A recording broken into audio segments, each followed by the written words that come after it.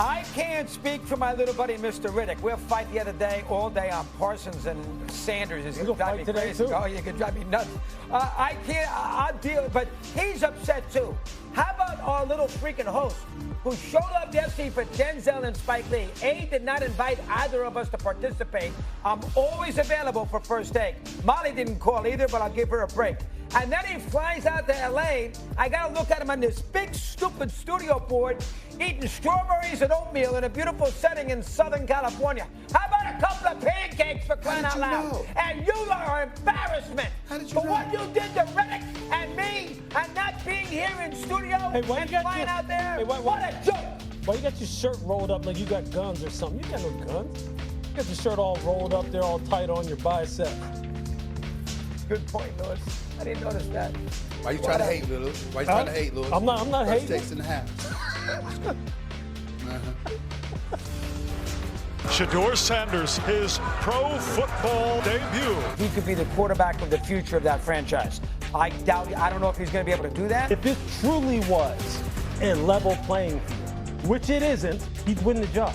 What makes us think that Shedeur Sanders is going to be that good? He's the most talented quarterback, I believe, on that roster. Yes. But he's not going to get the opportunity. Sanders throws, touchdown! 31 teams passed on him.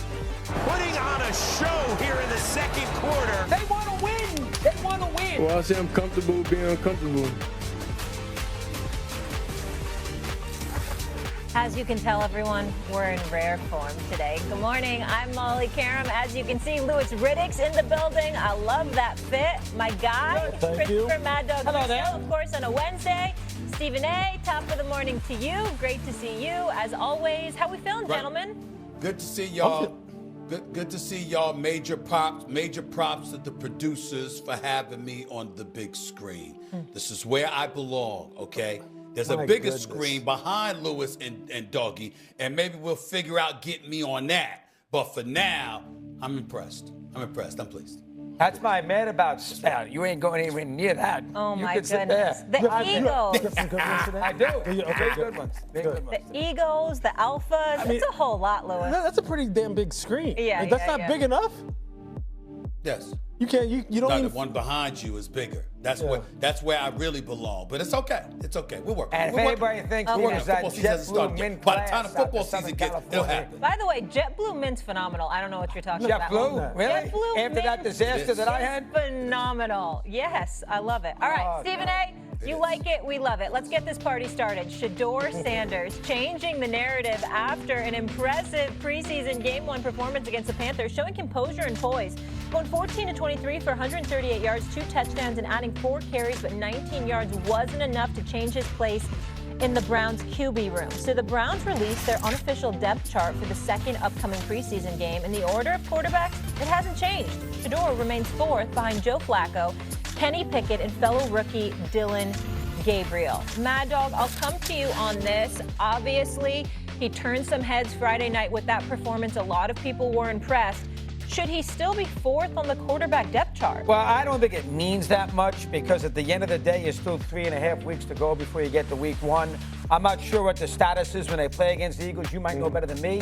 Is Flacco going to play? Is Gabriel going to get in there and play? I don't think there's any clarity on that yet. But yeah, keep going. So if that's the case, he's going to play. If they don't practice, he's going to be in the game. He's going to play anyway. So the depth chart might be a little overrated. Yeah. But I can't. On August 13th, we have talked about this. I know you're annoyed because he was in the 5th round. I get it. Maybe he should have been drafted earlier. Played great last week against the Panthers. Looked like he knew what he was doing. I'll grant you that one. But, I mean, he's on the right team because this team doesn't have a quarterback. And if he plays well, he is going to have plenty of opportunity to do his thing and maybe even one day be a starter quicker than we think. I still think no matter what, they'll start with Flacco to get his feet wet, try to get off to a decent start. He's got experience. I don't think Sanders or Gabriel or anybody else, I think Flacco will start the first game of the year, just like Wilson will for the Giants. But I think eventually Sanders is going to get his chance to show that he could be the quarterback of the future for a very prideful franchise that hasn't won since 1964. There are a lot worse spots he could be in. He's on a team that believes that's got great football history that doesn't have a QB. Yeah. He's coming off a good game. So I'm not as worked up by it as everybody else seems to be. I think Gabriel's got to get a chance. They made him the 3rd-round pick. Now, you can argue that all you want. He's got to get a chance. But if he can't play, he can't play. He's got to play. He's got to get a chance eventually. Stephen A? Before Lewis goes, I just have a question before Lewis goes. Doggy, how the hell are you a prideful franchise, but you're also a franchise that ain't won since the 60s? Could you explain that? Well, Paul I Brown just don't understand. I won need the definition of championships, that. I mean, what been do you around. mean? Well, hold on now. Come on, the Cleveland Browns, that's a big-time team. Now, they haven't won, I grant you.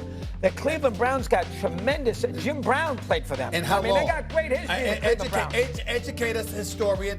Wait, Jim Brown and the Cleveland Browns. How long ago was that? Oh, Brown quit in 65.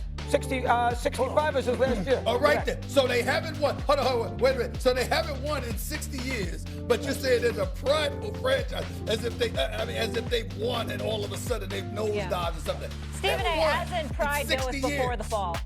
The Toronto Maple Leafs haven't won. They're a prideful NHL franchise. It's not always about how many times you've won championships. Wait a minute, you talking the about Browns are prideful. You talking Stephen with A, you I it know is. Jim Brown and stuff. With you it is. Stephen A, you know how you like to bring up the gas Backup prices safety. when we talk about Dak Prescott? Price of gas when the Browns were relevant, 31 cents a gallon.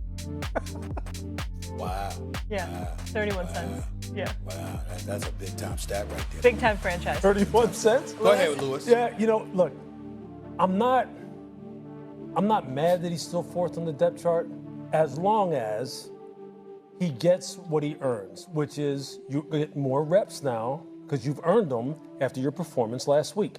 See, you know what would be perfect? You need to be in Philadelphia. You need to be at these joint practices because that will really be the telltale sign as to how Kevin Stefanski really feels about his performance. Because if he's starting to work him in there, because look, they don't have a whole lot of time. People keep saying, oh, they have plenty of time. The season doesn't start. Eventually what happens is coaching staffs start whittling down the reps and tailing the reps towards the people who are going to play on opening weekend. And the people who are backups, guys who are going to be inactive on game day, those kind of projections as far as the roster are concerned, you start doing a lot of watching. You start running a lot of scout team to prepare the guys who are going to play. So they don't have an inordinate amount of time. He needs to be worked in there. Sal Powell's there today for us. Sal Paolantonio. It'd be interesting to see how many reps he starts getting with frontline players because I think he deserves it. You're right. Dylan Gabriel does need to be looked at. He hasn't gotten the look yet. And since he is a 3rd-round pick, you can best believe the organization wants to see what they have in him. And rightfully so. Okay? But at some point in time, his lack of availability, if it were to continue, has to start working against him, just like it has to start working against Kenny Pickett. The same way. If you can't perform in training camp, that's how you start losing your spot. Simple as that. But I do think Flacco, no matter what, is going to start week 1. Probably, yes. Okay. Here's my issue. Here's my issue, guys. I have absolutely no problem with Flacco missing time in practice, even though he hasn't really, talk about the #1 reps for the QB. He's basically taken all of them. He's reportedly developing some kind of chemistry with Jerry Jeudy. People think about stuff like this, or the other receivers as well. We get that. And Njoku's going to be there. Obviously, he's trying to have a big year and resurrect himself.